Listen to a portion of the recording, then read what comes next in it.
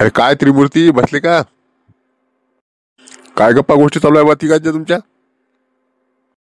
काय नाही रे तुळशीराम, बसलो बा असंच आम्ही.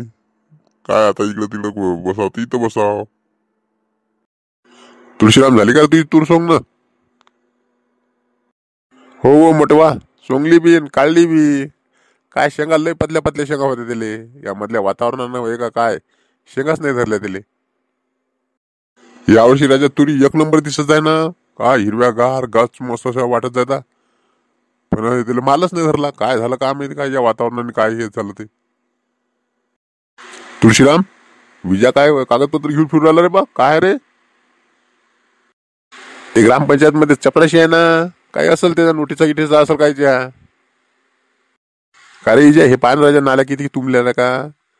हे साफ करायला आला नाही बा एवढ्या तिकडं? ते नाल्या फाल्या साफ करायचं काम नाही आता आपल्याकडे. हे बा आता भाई का ते कागदपत्र जमा करणं, हे करणं, हे कोणाला नोटिसा दे, हेच तर काम सुधरत नाही. ते नाल्या कधी साफ करणार आहे मी?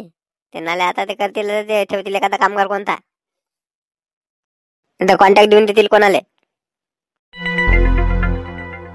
कायचे कागद होय बे? हे कायची लिस्ट होय?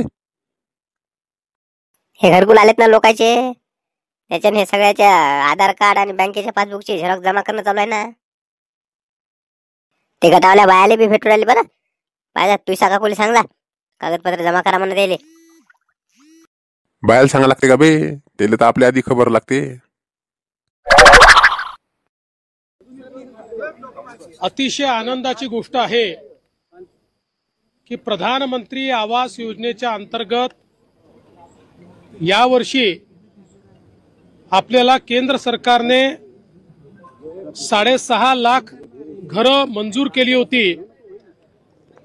ते टार्गेट वाढवण्यात आलेलं आहे. अतिरिक्त 13 लाख घरं आपल्याला देण्यात आलेली आहेत. एकूण आपण विचार केला तर जवळपास यावर्षी केंद्र सरकारच्या वतीनं महाराष्ट्रातल्या गरिबांकरता, कच्च्या घरात राहणाऱ्यांकरता, बेघरांकरता एका वर्षात 20 लाख घरं देण्याची अनाउन्समेंट आताच केंद्रीय ग्रामविकास मंत्री आदरणीय शिवराज सिंग चौहान साहेबांनी केलेली आहे.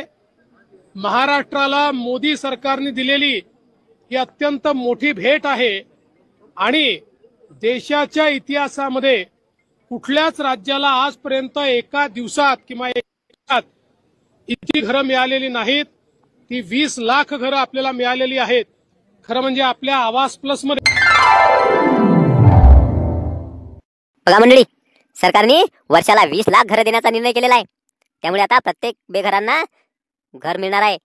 त्यामुळे घरकुल सगळ्यांना मिळणार असल्यामुळे तुम्ही सगळ्यांनी आपली अर्ज दाखल करू शकता. ज्यांच्या घरकुलाच्या यादीत नाव आलेले आहे त्यांची यादी ग्रामपंचायत मध्ये आलेली आहे. ते आपले नाव त्याच्यामध्ये चेक करू शकतात आणि त्याचे आपले कागदपत्र ते जमा करू शकता.